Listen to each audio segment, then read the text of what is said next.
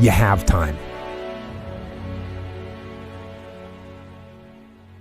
You have the knowledge and the willpower and the discipline to get it done. Your heart, your life, your happiness is your responsibility and your responsibility alone. One day you're going to realize your life is yours and there's a lot of people important to you that surround it, but ultimately it's yours. Then you must decide where you want to invest this life. Invest in something worthwhile. You have to picture yourself there. Wherever it is, you've got to picture yourself there. All right, the next step is you've got to believe it.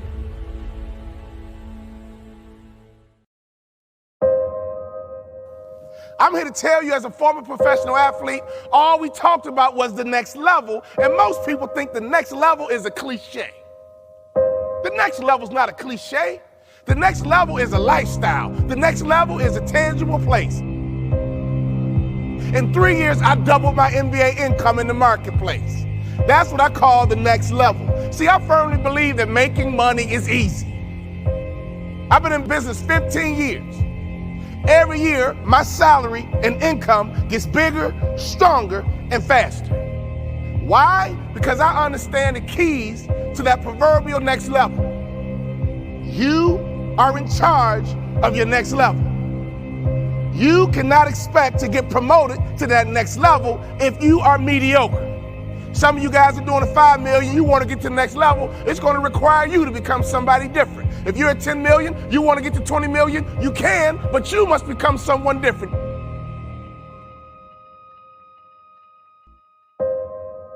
"76% of Americans live paycheck to paycheck. 64% of Americans that have businesses break even or lose money. Most people don't have any money and have accepted the fact that they don't have any money. They don't have any leftover money.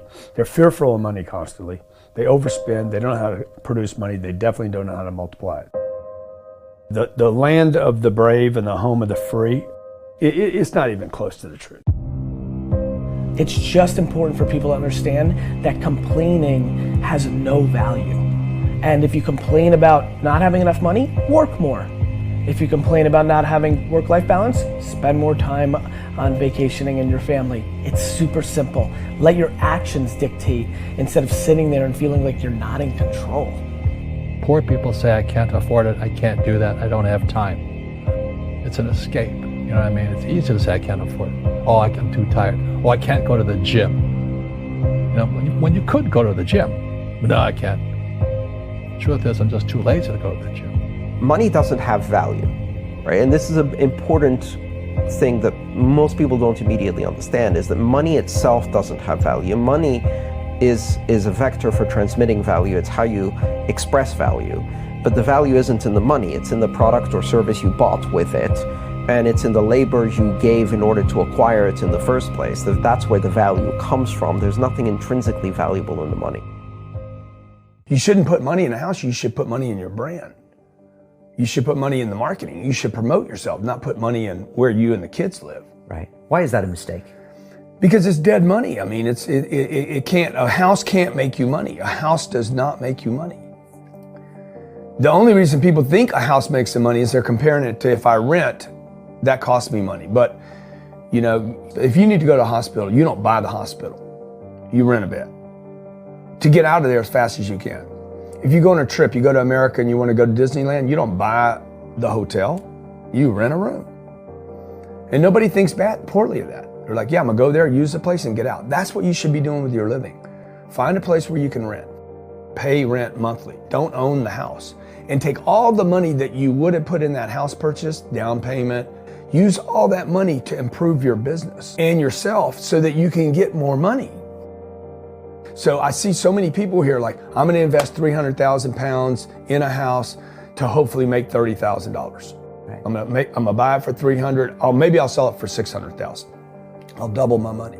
Fixed in one place, by the way, where no money comes to you. Money does not go to homes. Right, and that's a big thing on your career is moving locations, because people who stay in the same place get too comfortable. If you study wealthy people, they're mercurial.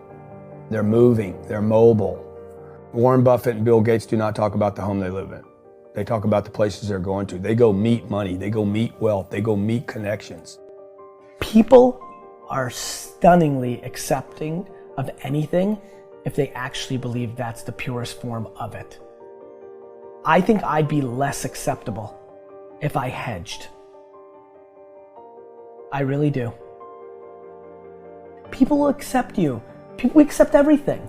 Just be you. Be you, and clearly people like react. When you're trying to fake something and you've got bad intent, well then that's visceral and we hate.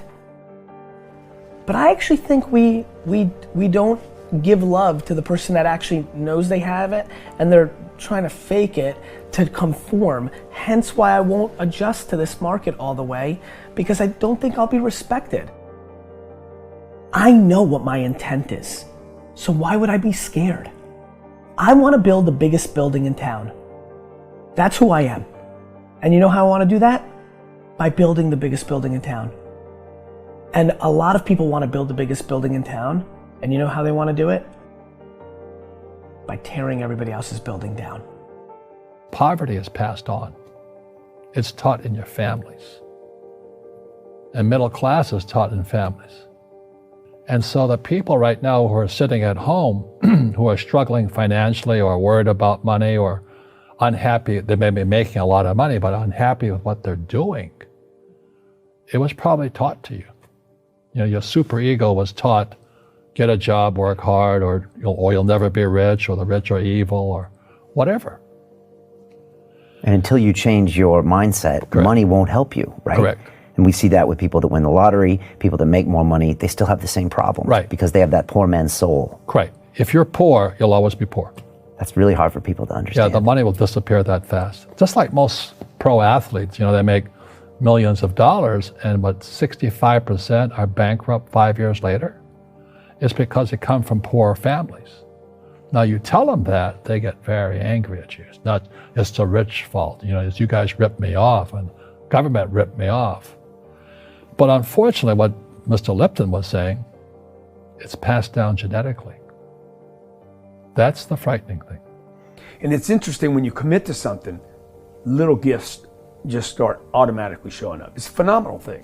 It's happened my whole career. When I fully commit, somebody will bring me something. Okay. And then look, then keep your eyes open. And by the way, the package may come wrapped in a package you weren't thinking about. Hard work. Or like a voice, or like a person, or maybe from a different direction than you thought, or an offering where you're like, you read something about this and that's not the thing. Like all throughout my career, it's come in weird kind of ways.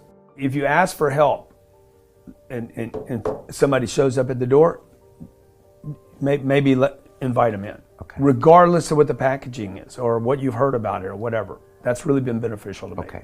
How old are you? 44. I'm 40. Do you know how young we feel? When you were 26, did you ever think that this is what 44 felt like? No. You thought that was finished? Yeah. How old are you? 29. Like, you think a 40-year-old, like when I was 25 years old, I thought a 40-year-old was finished. I don't even feel like I'm starting.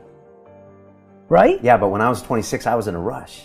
I understand. And all of those guys and girls on the streets last night, when you say that to them, like their face kind of goes blank, because all the stuff they watch, MTV, music videos, this, it's all about the bling now and the this now and the this now. And MTV's tamed. You start following people on Instagram and it's a disaster. They're all pushing it's all about champagne and private planes and you can get it too and just sign up for my course. And everybody's falling for it. So I'm coming out and first of all, I want to be historically correct. Nobody in 100 years is going to watch that video and say that I was full of crap. I like that. Right? Number two, I want my legend to grow. I'm always fascinated by politicians and world figures. Like Winston Churchill, his brain continues to grow. Yeah. Right? I want that. When I'm dead, I want to be in the ground at peace knowing my legend's growing. I want that. I want that in the business world. And so I'm giving real advice, and real advice looks like this. When you're 19 and you can spend 7 full years learning your craft, meeting people that are mentors, being patient, and you wake up and you're 26 years old, you have your entire life in front of you and you've done great foundational work to go on and then be successful. You know, I have bad luck too. I've had financial crashes. I've had people stab me in the back, but they're all good because I grow from it. That's spirituality. Right. You know, people who are afraid of making mistakes, like they teach in school, they don't ever grow. Because spirituality is there's good and there's bad, there's right and there's wrong, there's up and there's down. Most people only want to be right, they only want to be positive. Well, you can't have that. That's not reality. And the average person, the reason they're poor is they haven't failed. You know, they play it so safe, they haven't made any mistakes like they taught in school. That means they don't learn anything. That's why the school system's actually fundamentally corrupt. It's anti-education. Right. Don't make mistakes and don't ask for help. And if I didn't ask for help, I have my accountants, my attorneys, my bankers and all that. You know, I go into business like a rugby team. You know, boom, boom, and we kick butt. But the average guy is standing there, oh, I'm an A student, I'm going to do this all on myself, and a bunch of rugby players run you over, and you go, well, they're not playing fair. You know what, you're playing stupid. You should have a team. You should have accountants, attorneys, and bankers and all that stuff. But that's not the game I want to play. I said, then don't play the game. You know, the game of business is played with accountants, attorneys, bankers, hate to say it, politicians. You know, you got to know the game. Like, I don't want to hustle. I want to prosper. I don't want to grind.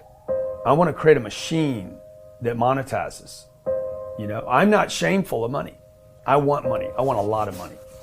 I want to give money away. I want to raise a lot of money. And you can't do that if you're broke. Most of the people